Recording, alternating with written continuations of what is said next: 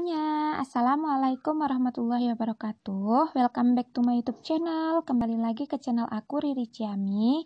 So, di video kali ini aku mau ngebahas tentang seputaran kartu prakerja seperti yang udah aku bahas di video-video sebelumnya.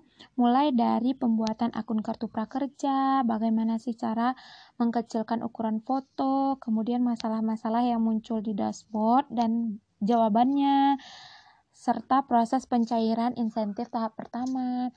Nah, sekarang muncul pertanyaan tentang insentif tahap kedua serta evaluasinya. Aku juga udah bahas di video aku yang ini, video aku sebelumnya. Nah, di sini aku ingin ngebahas tentang insentif tahap kedua. Banyak banget yang udah tanya kapan sih insentif itu cair. Mungkin pertanyaan-pertanyaan ini kenapa banyak? Karena orang saat ini sedang membutuhkan sekali dana atau bantuan dari pemerintah tersebut. Karena banyak yang tidak bisa kerja dan nggak bisa kemana-mana ngelakuin apapun karena COVID-19 ini. Nah, setelah pemerintah menetapkan perubahan-perubahan nantinya atau selesainya evaluasi, nah sekarang untuk proses kenapa di tahap pertama banyak yang belum cair, di tahap kedua juga banyak yang belum cair. Nah, kenapa insentif itu belum cair? Karena sekarang pemerintah sedang melakukan proses evaluasi seperti yang aku bahas di video aku sebelumnya. Setelah nanti pemerintah menetapkan perubahan atau telah diselesaikannya proses evaluasi secara udah selesainya proses evaluasi tersebut, maka pihak kartu prakerja akan mengirimkan insentif tahap pertama dahulu ya. Ini tahap pertama dahulu kepada kita yang ada di gelombang pertama, kedua, dan ketiga. Nah, di sini itu banyak banget yang belum mendapatkan insentif sama sekali. Nah, di sini sebagai informasi aja, ada sebanyak 456.000 orang lebih yang di gelombang pertama dan kedua dari kartu prakerja ini, baru hanya 51.000 peserta yang mendapatkan insentif tersebut sebesar 600.000 ya. Berarti ada sekitar 400.000 orang itu di tahap pertama dan kedua ini belum menerima insentif. Itu disebabkan karena permasalahan-permasalahan yang muncul di dashboard, ada juga yang di e-wallet, ada juga yang platformnya. Nah, sekarang syarat-syarat untuk tahap pertama ini akan dikirim, insentif akan dikirim di tahap pertama ini. Yang pertama setelah di-upgrade-kannya e-wallet terlebih dahulu. Yang kedua itu nomor handphone dan NIK di e-wallet harus sama dengan di platform pelatihan kartu prakerja. Kemudian, platform telah mengirimkan sertifikat ke panitia prakerja dan pelatihan tersebut sudah berstatus selesai. Kenapa di tahap pertama ini banyak yang belum menerima insentif? Karena itu tadi, karena adanya permasalahan seperti sertifikat yang tidak muncul, lamanya terupgrade, yang seperti itu. Nah, jika syarat tersebut telah aman, maka akan dikirimkan pencairan ke tahap pertama sesuai dengan jadwal yang baru nanti yang akan dikirimkan oleh pemerintah setelah dievaluasi.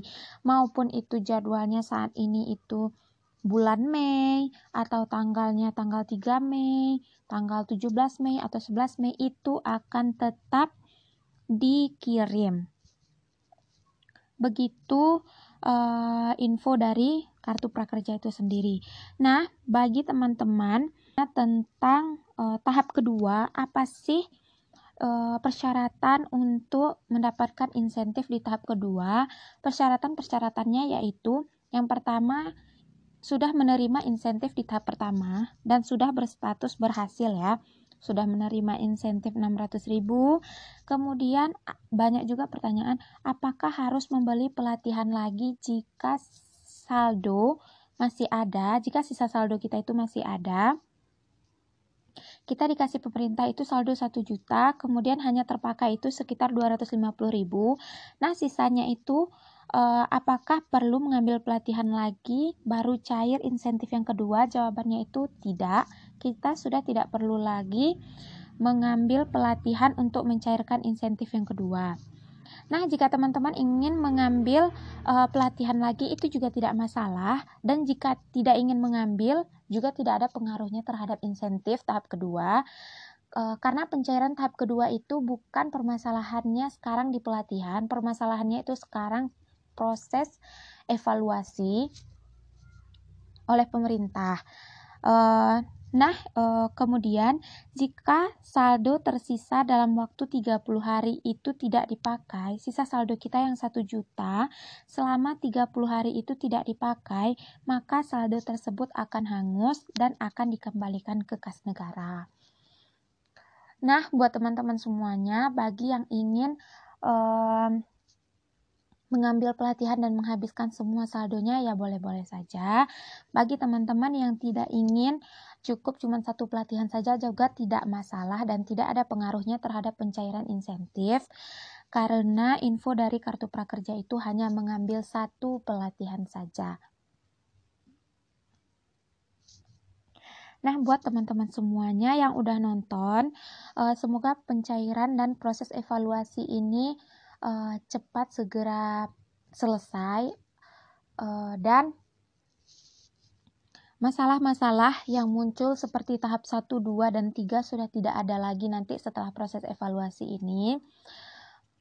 Kita doakan sama-sama semoga juga COVID-19 ini cepat selesai dan kita semua dalam keadaan sehat-sehat.